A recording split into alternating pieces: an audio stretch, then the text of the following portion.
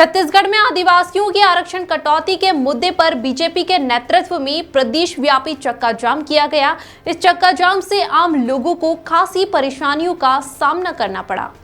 छत्तीसगढ़ में आदिवासियों के आरक्षण में 12% की कटौती को बीजेपी ने मुद्दा बना लिया है और इसी की आड़ में वह भूपेश बघेल की सरकार को घेरने में जुट गई है। बीजेपी ने प्रदेश सरकार पर आरोप लगाया है कि कांग्रेस की सरकार आदिवासियों की तरफ कोई ध्यान नहीं दे रही है। इसी मुद्दे को लेकर बीजेपी ने आदिवासी लोगों के साथ सड़क पर उतरकर चक्का जाम कर दिया। इस प्रदर्शन और चक्का जाम से हाईवे पर घंटों जाम लगा रहा। वहीं कांग्रेस नेताओं ने इस प्रदर्शन को बीजेपी की साजिश बताया है। उन्होंने कहा कि बीजेपी को कोई मुद्दा नहीं मिल रहा है तो वह आदिवासियों को बरगलाने का काम कर रही है। समाज का 32% से घट करके 20% हो गया। ऐसे जो कहते हैं पिटिशनर है, याचिकाकर्ता, जिनको अनुसूचित जाति आयोग का अध्यक्ष बनाया गया, तो ये सरकार का दोहरा मापदंड जनता के सामने आ चुका है। उसके अलावा हमारे जो बस्तर, सरगुजा और जो बिलासपुर संभाग के, जहाँ पर रायगढ़ और गोरेला, पेंड्रा, मरवाही, कोरबा, इन जिलों पर जो स्थानीय भर्ती में हमारे लोगों को प्राथमिकता थी, जो किसी भी वर्ग के हों, उनका यहाँ पर प्राथमिकता ख़त्म कर दी गई है। निश्चित तौर से इससे बड़ा दुर्भाग्य क्या हो सकता है कि अब हमारे बस्तर के लोगों को अब जो नौकरी में जो प्राथमिकता मिलती थी या सरगुजा के लोगों को प्राथमिकता थी, वो अब ख़त्म कर दी गई है और हमारे लोगों को अब इसलिए बहुत सारे उसमें दुभर प्रक्रिया से गुजरना पड़ेगा।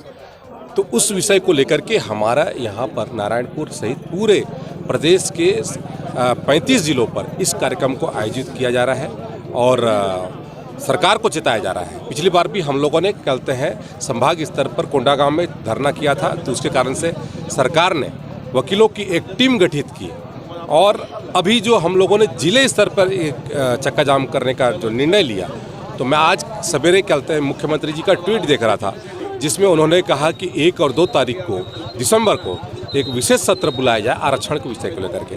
तो सरकार इस विषय को लेकर के कम से कम अब दबाव में आ रही है।